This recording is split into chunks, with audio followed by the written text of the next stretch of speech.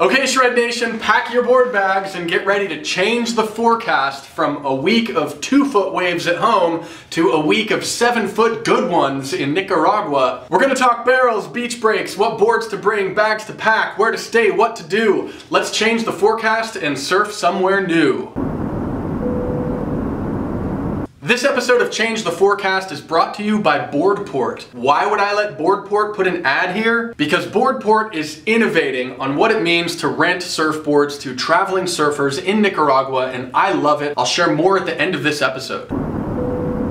Okay, Shred Nation, if your Instagram scrolling experience has been anything like mine, I should have just put Instagram up on the screen when I showed that. Anyway, if your Instagram experience has been anything like mine for the last 6 to 8 months, you cannot open that thing without having Nicaragua just thrown at your face from like every direction, and it's the same thing in surf media. And it seems like most of the attention that this country is getting from the surf world has all been centered on this tiny little beach called Playa Colorados. You can understand why by watching this clip filmed at Colorados that makes dropping into barrels and then coming back out of them look about as easy as waking up in the morning and scrambling eggs. If that's not enough to get you interested, keep watching as the next wave rolls through in this same clip. The drop is a little bit sketchy, but all this guy's got to do is just park it and come out of it, and there you have it. There's never been a wave that looks like either of those waves anywhere near the beach break that I surf every day. The beach is here in the Rivas department just outside of Tola, and if you were a meteorologist looking at this place on a map, you might be intrigued by the beach's proximity to the massive Lake Nicaragua and what that might mean for the wind. Lake Nicaragua, or the Sweet Sea, is the biggest lake in Central America, and as you look at it relative to the Caribbean Sea to its east, you can see that the strong trade winds that come so consistently from the east have a very narrow strip of land to cross here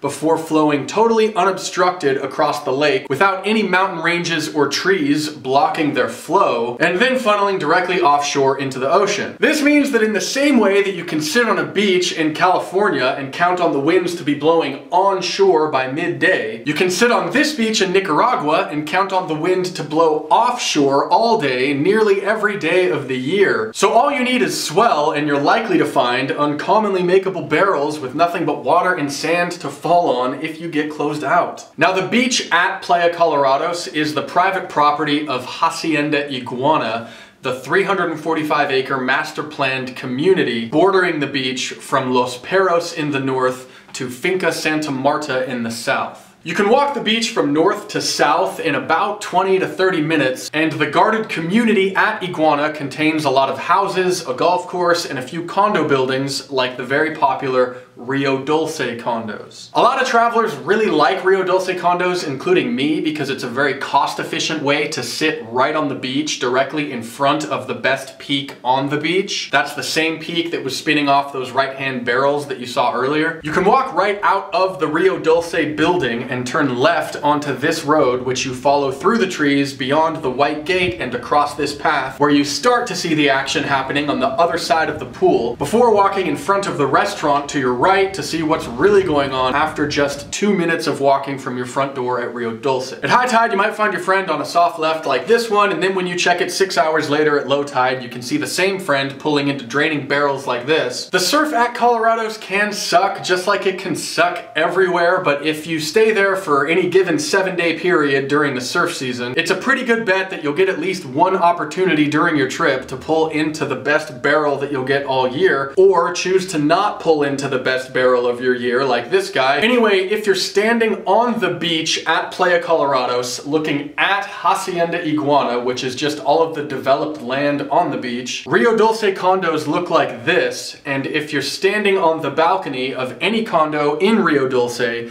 you can watch rights drain across the sandbar like you see here, or you can chill out while your neighbor chips a golf ball beneath you. All of the balconies are big enough to do couples yoga if you're the type who travels to Nicaragua to do couples yoga on a balcony. And all of the condos in Rio Dulce have very strong air conditioning in each room, comfy beds like this one I slept in on my last trip to Nicaragua, couches, kitchens, more beds, nice bathrooms, at least one of them has a pool table, and they all rent for less than what it costs to stay in one of the many houses lining the beach that you see my friend bottom turning in front of right now. Now, everything that we've talked about so far is happening in what you might might be tempted to call the middle of nowhere. When you land at the airport in Managua, the drive from the airport to the private gates at Hacienda Iguana is a maze of over 15 turns across 140 kilometers, passing through everything from quality freeways to beautiful countryside, local communities, roads as wide as a sidewalk, and roads that are being built while you're driving them. The journey can take anywhere from 2.5 to maybe even 4 hours, depending on what type of a school bus you get stuck behind, carrying kids to class on its bumper. And then interestingly, once you're finally at Hacienda Iguana, you're still like an hour away from the closest supermarket that carries anything other than what you'd find at a corner gas station in the United States. This is where traveling to this part of the world becomes really curious, because the surf and golf communities at Hacienda Iguana developed all these houses and condos way before the surrounding infrastructure could catch up, and it still hasn't, and this is why traveling surfers love Buzz. I met Buzz for the first time, who you see surfing here directly in front of Rio Dulce condos,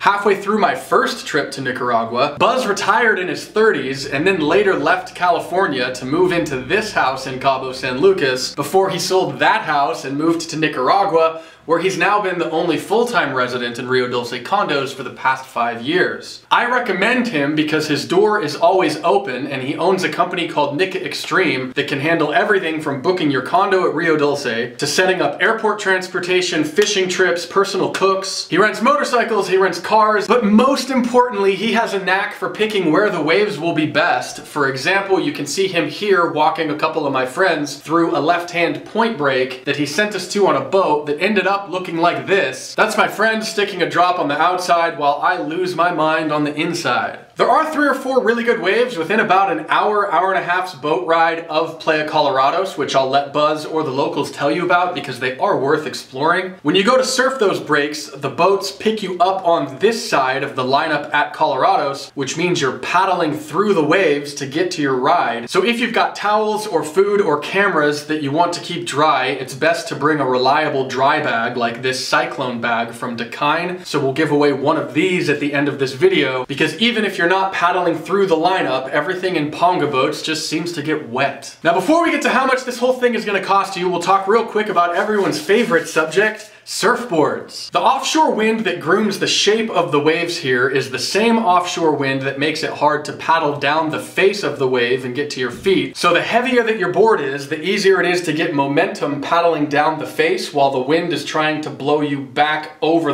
behind the face. That means that you could feel PU poly construction doing you some favors that things like epoxy or LFT or FutureFlex just can't, because PU has a little bit more weight to it. When it comes to shape, some extra width beneath your chest can help for the same reasons. It just makes it easier to fight the wind when it's blowing at your face and you're trying to paddle into the wave. But since the barrel at Colorados is a real barrel, you still want something narrow enough so that you can fit in it. So for me, the Super Brand Pig Dog seems like it was kind of tailor-made for these waves. For example, Brett Barley was the main test pilot for this board, and he uses it in similar style waves on the east coast of the United States. This is me getting a little barrel on the North Peak at Colorados, riding a Pig Dog, and you might find that this type of shape is your standard everyday try to get barreled board when the surf is between maybe 3 to 7 feet. If I was planning for these types of waves and my airline let me bring 3 boards, I would take 2 Pig Dogs because this wave can crack boards in half, and then I'd pack 1 Groveler type board for the small days or for wider slopey faces on high tide. Okay, so what's all this gonna cost me? Well, here's a real world example from a trip that I took a few months ago. I called Buzz and I told him that me plus 4 friends wanted a 3-bedroom condo at Rio Dulce for 6 nights, and he booked us one for $1,380, which means $276 US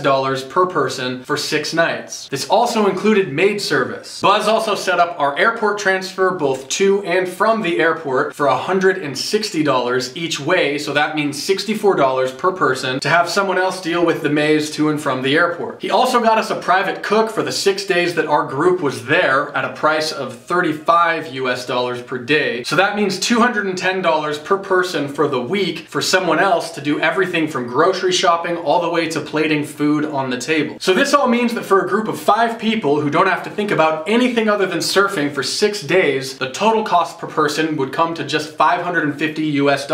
Buzz also set up our boat trip for $160, which I wish that we would have done more of. He also sent a masseuse to our house one morning at a fee of $45 per person, which is great when you're all surfed out and sore. I'll link a lot more pricing examples down below, as well as contact info for Buzz and Nikka Extreme. I'll also put a ton more info down there that I could not fit in this video. To wrap up this video, the 3 things that I could not have done a trip to Nicaragua without are: first, a lacrosse ball, because these are awesome for massaging out your back. Also, a Kindle e-reader, because it's lighter than a book and it helps me ignore my cell phone when I'm on vacation. And lastly, a Dakine Cyclone pack, because it is reliable dryness that can also fit everything that you need for a warm water surf trip. So Shred Nation, to possibly win your very own Cyclone dry pack still in the wrapping, drop a comment below telling us when the last time you surfed was. That's right, we're making this one real easy. We'll pick one of you at the end of the week to win this. 2 last things before we close. This part of the world is changing right now in terms of road quality, things getting built and things like that. So if you've been on a trip more recently, please give us updates down below about how things have changed since I've uploaded this video. And secondly, big thank you to Tony Roberts, who let me use all of his professionally shot photography in this video. Aside from shooting some of my very favorite magazine covers, he's also Buzz's preferred photographer.